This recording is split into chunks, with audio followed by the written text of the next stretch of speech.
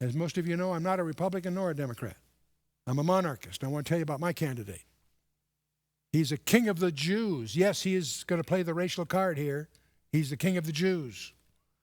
He's the king of Israel. He's a national king. Wow. My king is a racial king. My king is a national king. He's the king of all the ages, the king of heaven, the king of glory, and king of kings and lord of lords. And the real issue for each of us, do you know him? Do you really know him? He was a prophet before Moses, a priest after Melchizedek, a champion like Joshua, an offering in the place of Isaac, a king from the line of David, a wise counselor above Solomon. He was beloved, rejected, and then exalted son like Joseph, but yet far more.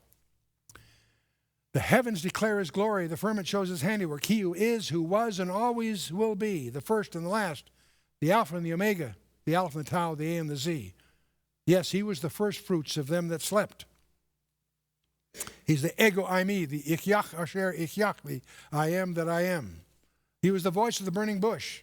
Yes, he was the captain of the Lord's host. He was the conqueror of Jericho, despite what the music says. He's enduringly strong, entirely sincere, eternally steadfast. He's immortally graceful, imperially powerful, impartially merciful. In him dwells the fullness of the Godhead bodily, the very God of very God. He's our kinsman redeemer, but he's also our avenger of blood. He's our city of refuge. He's our performing high priest, our personal prophet, our reigning king. He's the loftiest study in literature. He's the highest personality in philosophy. He's the fundamental doctrine of theology. He's the supreme problem in higher criticism. He's the miracle of all the ages, the superlative of everything good.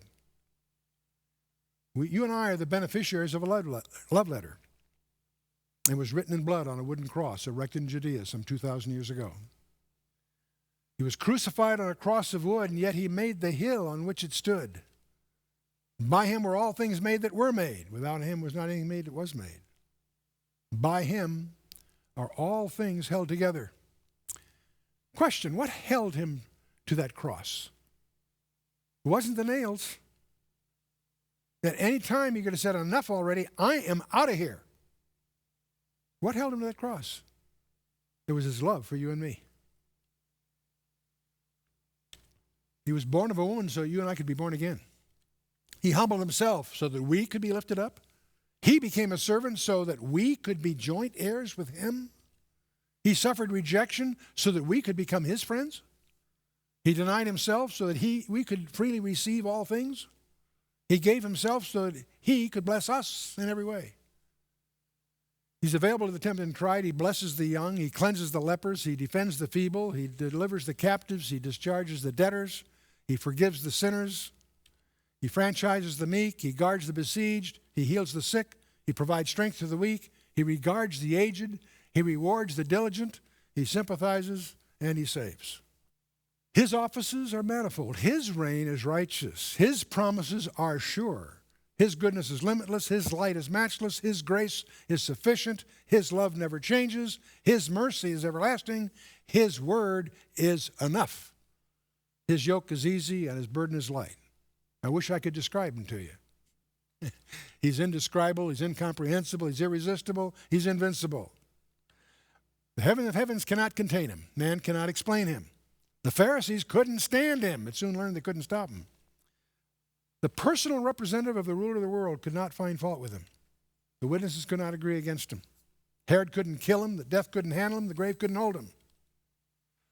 He's always been and always will be. He had no predecessor, and he will have no successor. You can't impeach him, and he ain't going to resign. His name is above every name, that at the name of Yeshua, every knee shall bow, and every tongue shall confess that Jesus Christ is Lord. His is the kingdom, the power, and the glory, forever and ever. Amen. God bless you.